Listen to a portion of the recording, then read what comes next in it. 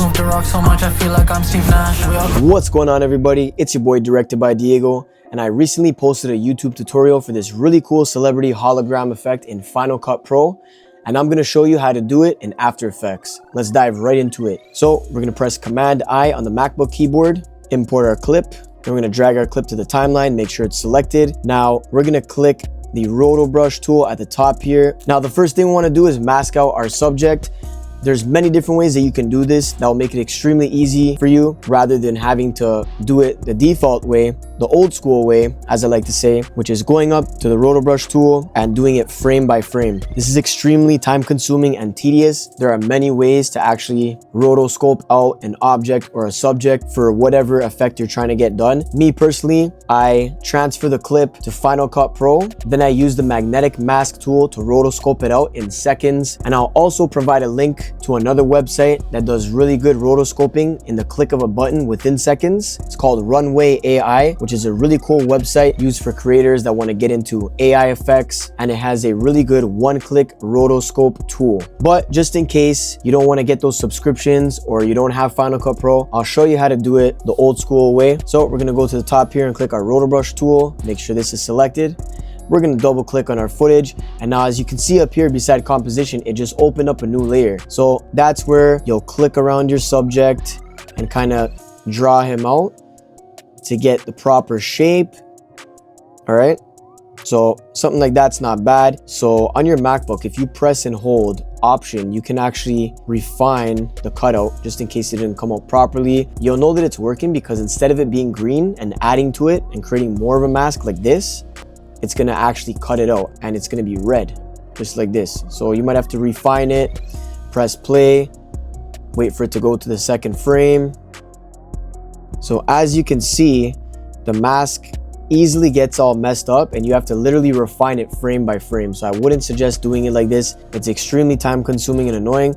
So I'm gonna go rotoscope it out in Final Cut Pro, and then I'm going to transfer that layer back into After Effects. All right guys, so I just used the magnetic mask in Final Cut Pro. It literally just rotoscoped this out within seconds. It's way easier. I just did the slow motion part where I'm actually going to do the effect with Steve Nash popping up behind him. So here it is right here, and if I do this, then you can see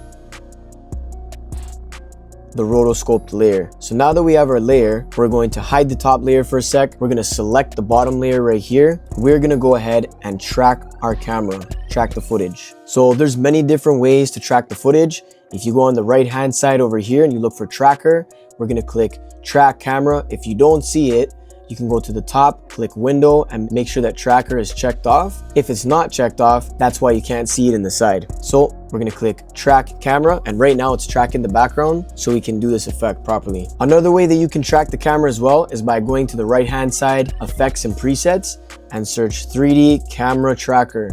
You can drag it onto the clip like this or onto the clip like that. So I found a point right here that I think would fit best, just because that's the side that I'm going to make Steve Nash kind of pop out and do the effect on. So I'm going to right click on this point right here, then we're going to click create solid in camera. Now I'm going to right click on the track solid and click pre-compose. Then we're going to name it Steve Nash, or whoever the celebrity or person or object that you're doing this effect with. You can do this with people, celebrities, whatever, but you can also do it with objects and whatever else you want, even with words. So I'm gonna go right here onto the side under transform on our Steve Nash layer, and I'm gonna scale it up. I wanna be able to see it. I'm gonna adjust the rotation so that it's straight right here. And I'm gonna double click on this layer, click on this layer right here, make sure it's selected, and we're gonna click delete. So now we're gonna go back into our files and grab a PNG file of any celebrity that you want. All you got to do is go on Google, search the name of the celebrity, and write transparent PNG file, and you'll get something like this. Drag and drop, easy peasy.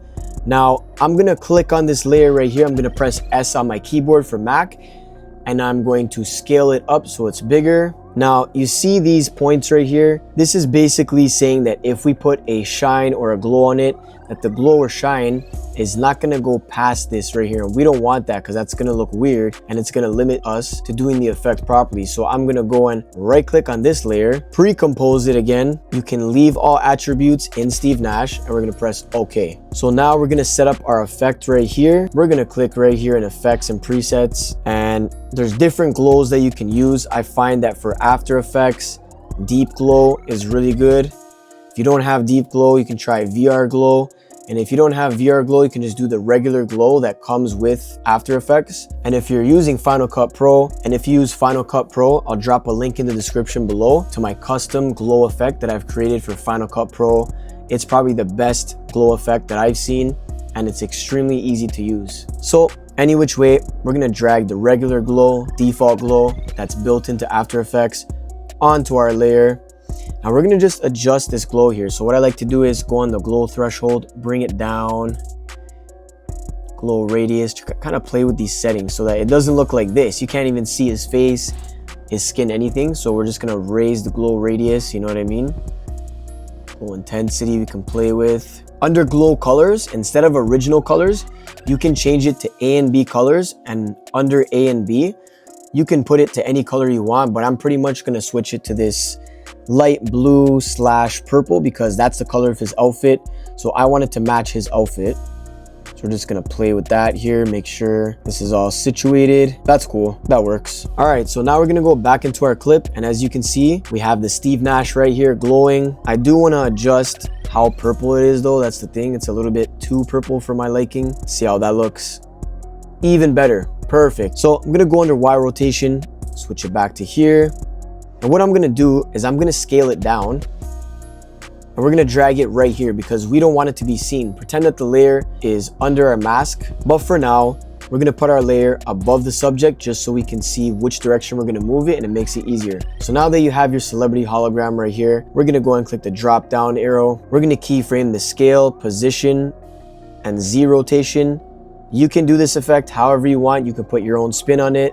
There's a bunch of different things that you can do, but I wanna go to right here when I slow down the clip, and I'm gonna go 1, 2, 3 frames ahead, drag him out here, adjust the Z rotation because I want him to kind of rotate like this, and we're gonna raise the scale so that he kind of pops up like this. So now you get something like that, and it's tracked, which looks cool. But I just feel like this movement here doesn't look too professional. So what I want to do is go 1 more frame forward, and then we're going to click our keyframes again for position and scale and Z rotation. We're going to go all the way to the end, and we're just going to kind of rotate it a little bit, not too much, because we want it to just have a little bit of movement. So if I put this under the mask clip, if I put this under the mask layer, this is what we have so far. What I want to do is click here until you see this arrow and drag it, because we don't want Steve Nash to pop up only until bow right there. Now to make this look way better, what we're going to do is on the Steve Nash layer, we're going to go down to toggle switches and modes, and we're going to click motion blur right here, and that's going to allow this to look way better. As you can see, look at the difference, guys. Now I have a separate tutorial on Final Cut Pro where I show you guys how to sauce up this effect to the max by adding some shine to it, by adding a distort impact as well. There are different distort impact plugins that you can find on Final Cut Pro. There's actually a really good VFX editor that I like to watch. His name is Asim Nawag. Fucking beauty, bud. Extremely talented young editor, and he has his preset packs to help you create that distortion splash / impact effect. I'll drop the link to that in the description below as well, so you can use that to sauce up this type of effect. But in a nutshell, guys, this is how you do it. If you have any questions or concerns, feel free to drop a comment below or contact me via email, Instagram. And if you like this effect and you'd like to see more, make sure to give me a thumbs up and subscribe. I'll see you guys in the next video.